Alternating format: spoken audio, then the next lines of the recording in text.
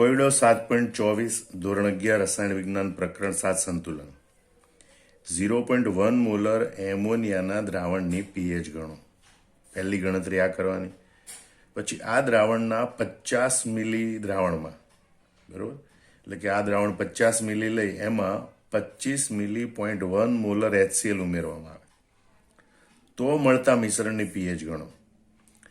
બરોબર, અહીંયા આપણે આ એમોનિયા એ બેઝ છે, એની HCl એટલે કે એસિડ સાથે પ્રક્રિયા કરવાની, એસિડની બેઝ સાથે તટસ્થીકરણ પ્રક્રિયા થાય અને ત્યાર પછી જે બાકીનો પદાર્થ વધે એ બાકીના પદાર્થના આધારે આપણે આ પીએચની ગણતરી કરવાની. બરોબર, એમોનિયાનો વિયોજન અચળાંક કેબી છે ને કેબીનું મૂલ્ય આપણને આપેલું છે 1.77 ગુણ્યા 10⁵ તો પ્રથમ આપણે આ પહેલી ગણતરી કરીએ પીએચની. બરોબર, તો હવે એમોનિયાની પીએચ શોધવી હોય તો એમોનિયા બેઝ પદાર્થ છે એટલે એની આપણને POH મળે. બરોબર, POH આપણને OH માઇનસની સાંદ્રતા પરથી મળે અને OH માઇનસની સાંદ્રતા આપણને કેબીના સૂત્ર પરથી મળે. બરોબર, KB is equal to OH minus square upon C. આ સૂત્રની મદદથી આપણને OH માઇનસ મળે, એની ઉપરથી POH મળે, એની ઉપરથી આપણે પીએચની ગણતરી કરવાની. તો સૌથી પહેલા આપણે લખીએ KB is equal to OH minus square upon C. એમાં OH માઇનસને સૂત્રનો કરતા બનાવીએ તો માટે OH minus is equal to વર્ગમૂળમાં KB ઇન્ટુ C. બરોબર, કેબીનું મૂલ્ય આપેલું છે 1.77 ગુણ્યા 10⁻5 અને એમોનિયાની સાંદ્રતા છે 0.1 મોલર માટે OH માઇનસ બરાબર વર્ગમૂળમાં 1.77 ગુણ્યા 10⁻5 ગુણ્યા C નું મૂલ્ય છે 0.1 એટલે 10⁻1 10⁻1 10⁻5 એટલે 10⁻6 ઇઝ ઇક્વલ ટુ વર્ગમૂળમાં 1.77 ગુણ્યા 10⁻6. બરોબર, 1.77 એનું વર્ગમૂળ આવે છે 1.33, 10⁻6 એનું વર્ગમૂળ 10⁻3 અને માટે OH minus is equal to 1.33 ગુણ્યા 10⁻3 મોલર. આ OH માઇનસની સાંદ્રતા આવી. એના ઉપરથી આપણે POH ની ગણતરી કરવાની. બરોબર, કે ભાઈ POH is equal to minus log OH minus is equal to minus log 1.33 ગુણ્યા 10⁻3 ઇઝ ઇક્વલ ટુ 3 માઇનસ, કારણ કે માઇનસ લોગ 10⁻3 એટલે 3 અને માઇનસ લોગ 1.33. હવે આપણે 1.33 નો લોગ જોવાનો. 1.33 13 વખત વર્ગમૂળ માઇનસ 1 ગુણ્યા 3558 એવું કેલ્ક્યુલેટરમાં કરીએ એટલે 3 માઇનસ 1.33 નો લોગ આવે છે 0.12 અને 3 માઇનસ 0.12 માટે POH નું મૂલ્ય આપણને મળે છે 2.88. તો એના પરથી આપણે પીએચ ના મૂલ્યની ગણતરી કરી શકીએ કે ભાઈ PH plus POH is equal to 14 હોય માટે PH is equal to 14 minus POH is equal to 14 minus 2.88 અને માટે PH નું મૂલ્ય આવે છે 14 માંથી 2.88 જાય તો 11.12. આમ PH નું મૂલ્ય હોય છે 11.12. હવે અહીંયા તમે જુઓ કે એમોનિયાના દ્રાવણમાં HCl ઉમેરવામાં આવે છે, HCl નું દ્રાવણ ઉમેરવામાં આવે એટલે એમોનિયાની પ્રક્રિયા HCl થાય. એમોનિયા બેઝ છે, HCl એસિડ છે. એસિડ અને બેઝ વચ્ચેની પ્રક્રિયા એ તટસ્થીકરણ પ્રક્રિયા કહેવાય. એ પ્રક્રિયા સંપૂર્ણ હોય, એ માત્ર પુરોગામી દિશામાં થાય, એમાં સંતુલન સ્થપાતું નથી. હવે Na3 અને HCl વચ્ચેની પ્રક્રિયાથી દ્રાવણમાં NH4 પ્લસ આયન અને Cl માઇનસ આયન ઉત્પન્ન થશે એટલે દ્રાવણમાં આટલા પૂરતા aqueous દ્રાવણમાં આટલા પૂરતા Na3 અને HCl સંપૂર્ણ વપરાઈ જશે અને NH4 પ્લસ અને Cl માઇનસ. હવે કેટલું HCl કેટલા એમોનિયા સાથે વપરાશે, બરોબર? આમ જોયો તો 1 મોલ એમોનિયા 1 મોલ HCl સાથે વપરાય તો 1 મોલ NH4+ અને 1 મોલ Cl- આયન બને. હવે અહીંયા આપણે દ્રાવણમાં કેટલા મોલ કે કેટલા મિલીમોલ છે એ આપણે જોઈએ. તો આપણે જોઈએ કે ભાઈ 0.1 મોલર NH3નું 0.1 મોલર એમોનિયાનું 50 મિલી દ્રાવણ લેવાનું છે. તો 50 મિલી દ્રાવણમાં NH3ના મોલ નહીં પડે પણ મિલીમોલ મળે. મિલીમોલ બરાબર મોલારિટી ગુણ્યા V મિલી, બરોબર? એની મોલારિટી છે 0.1 ગુણ્યા મિલી છે 50 મિલી કદ છે એનું, બરોબર? બરાબર 5 મિલીમોલ. આ છે અહીંયા એમોનિયાના મિલીમોલ કે જે આ પ્રક્રિયામાં ભાગ લે છે. હવે HClના મોલ, આમ તો મોલ ગણવાના હોય પણ અહીંયા કદ ગુણ્યા કદ મિલીમાં છે અને ગુણ્યા મોલારિટી તો આપણને મિલીમોલ મળે. હવે આવું કેવી રીતે આપણે સમજીએ? તો આપણે આ મિલીમોલ છે ને એનો કન્સેપ્ટ સમજીએ. તો એ પહેલા આપણે મોલારિટીનું સૂત્ર લખીએ. મોલારિટી બરાબર મોલ પ્રતિ લીટર. દ્રાવ્ય પદાર્થના મોલ છેદમાં દ્રાવણનું કદ લીટરમાં, બરોબર? તો આ વીને આપણે આ બાજુ લઈ જઈએ તો મોલારિટી ગુણ્યા વી લીટર, એટલે કે કદ લીટરમાં હોય તો આપણે લખી શકીએ N મોલ. એનો મતલબ કે કોઈ પદાર્થનું જે દ્રાવણ હોય એની મોલારિટી અને દ્રાવણનું કદ લીટર એ બંનેનો ગુણાકાર કરીએ તો આપણને પદાર્થના મોલ મળે. પણ લીટરને બદલે જો મિલી લીટર આપેલું હોય, બરોબર, તો આપણું સૂત્ર આ પ્રમાણે મળે છે. N મોલારિટી બરાબર N ગુણ્યા 1000 ભાગ્યા V મિલીલીટર. V મિલીલીટરને આપણે આ બદલી જઈએ તો મોલારિટી ગુણ્યા દ્રાવણનું કદ મિલીલીટરમાં તો બરાબર N ગુણ્યા 1000. અને N ગુણ્યા 1000 એટલે મિલીમોલ, બરોબર? એ કેવી રીતે? તો આપણે લખ્યું કે X ગ્રામ, બરોબર? એના મિલીગ્રામ કરવા હોય તો આપણે કેટલા વડે ગુણીએ? 1000 વડે. 1000X મિલીગ્રામ, બરોબર? આમાં N મોલ, એનો મતલબ કે 1000 N મિલીમોલ. એનો મતલબ કે આ 1000 ગુણ્યા N છે એ મિલીમોલ છે. અને મિલીમોલ એટલે મોલારિટી ગુણ્યા દ્રાવણનું કદ મિલીલીટરમાં. આ ખાસ ધ્યાન રાખજો કે ભાઈ મિલીમોલ એટલે શું? મોલારિટી M ગુણ્યા દ્રાવણનું કદ મિલીલીટરમાં, બરોબર? એટલે V મિલી. એટલે મોલારિટી અને દ્રાવણનું કદ મિલીલીટરમાં એ બંનેનો ગુણાકાર કરીએ ને તો એ આવે મિલીમોલ હોય, બરોબર?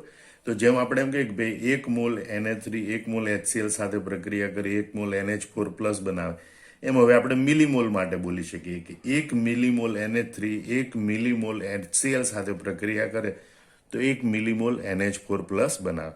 તો આ છે મિલીમોલનો કન્સેપ્ટ. અહીંયા આપણે જોયું કે 0.1 મોલર NH3નું 50 મિલી દ્રાવણ એટલે 0.1 ગુણ્યા 50, બરોબર? મિલીલીટરમાં લીધું તો 5 મિલીમોલ એમોનિયા આ પ્રક્રિયામાં ભાગ લે છે. એ રીતે HClનું દ્રાવણ છે 0.1 મોલર. 0.1 મોલર HClનું દ્રાવણ 25 મિલી છે, બરોબર? તો 0.1 મોલર HClનું 25 મિલી દ્રાવણમાં HClના મિલીમોલ, બરોબર, બરાબર M ગુણ્યા V મિલી. એના માટે લઈએ તો 0.1 ગુણ્યા 25 બરાબર 2.5 મિલીમોલ. આ કોના માટે? HCl માટે. આ કોના માટે? એમોનિયા માટે. હવે તમે જુઓ 1 મોલ સાથે 1 મોલ પ્રક્રિયા કરે તો 2.5 મોલ સાથે 2.5 મોલ પ્રક્રિયા કરે. 2.5 મિલીમોલ સાથે 2.5 મિલીમોલ એમોનિયા પ્રક્રિયા કરશે. એટલે HClનું પ્રમાણ ઓછું છે માટે અહીંયા HCl મર્યાદિત પ્રક્રિયક છે, બરોબર? એટલે HClના સંદર્ભમાં પ્રક્રિયા થશે. એનો મતલબ એમ થાય કે 2.5 મિલીમોલ HCl એ 2.5 મિલીમોલ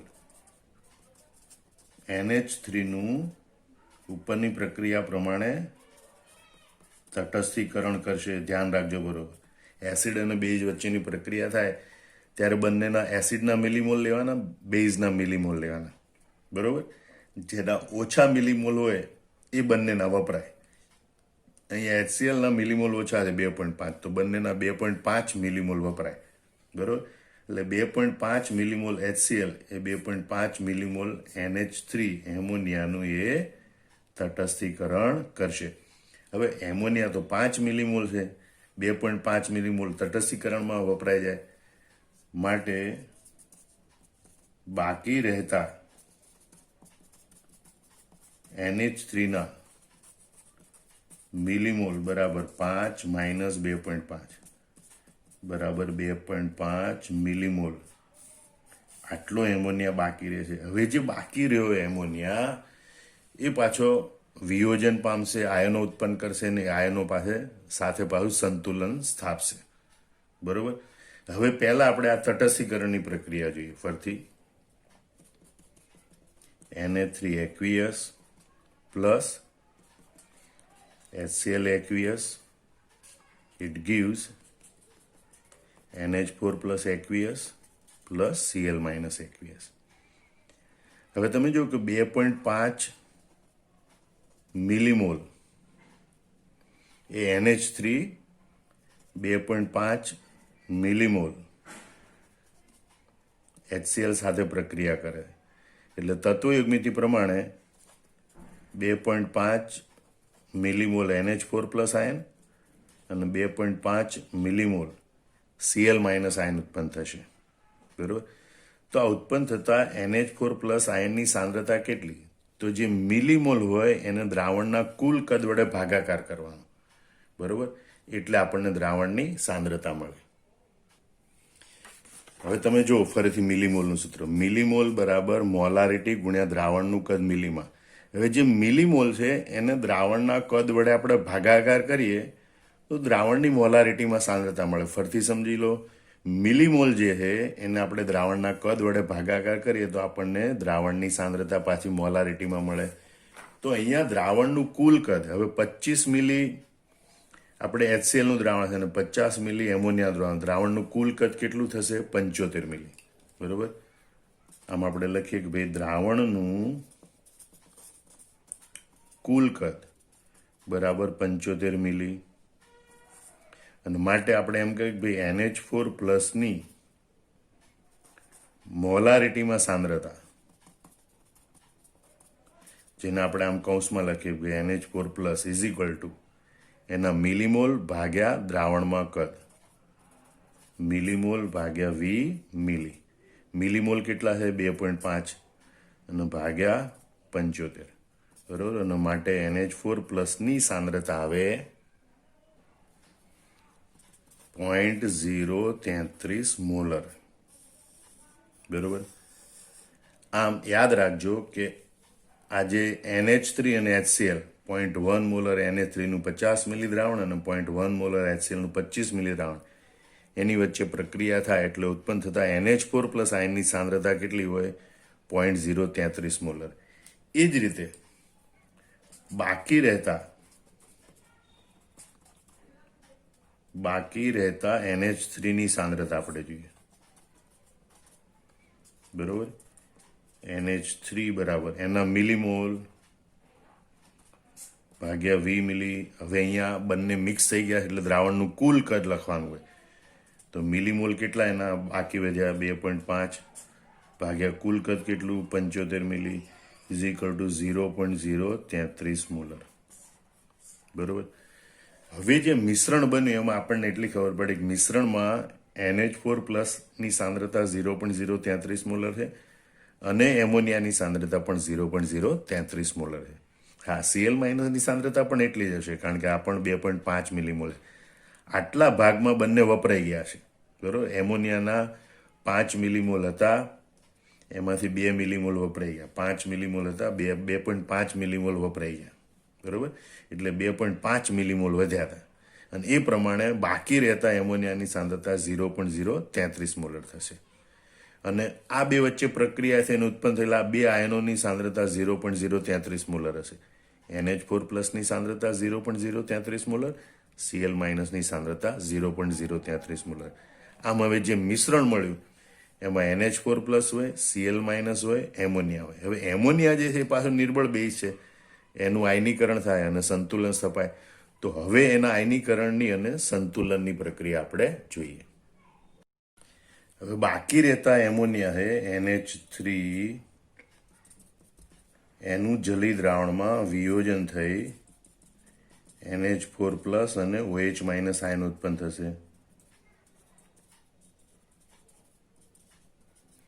હવે આપણે મિશ્રણમાં જોયું કે આ જે બાકીનું બધું મિશ્રણ વધ્યું એમાં એમોનિયાની સાંદ્રતા કેટલી છે? 0.033 મોલર, જેને આપણે કહીએ શરૂઆતની સાંદ્રતા.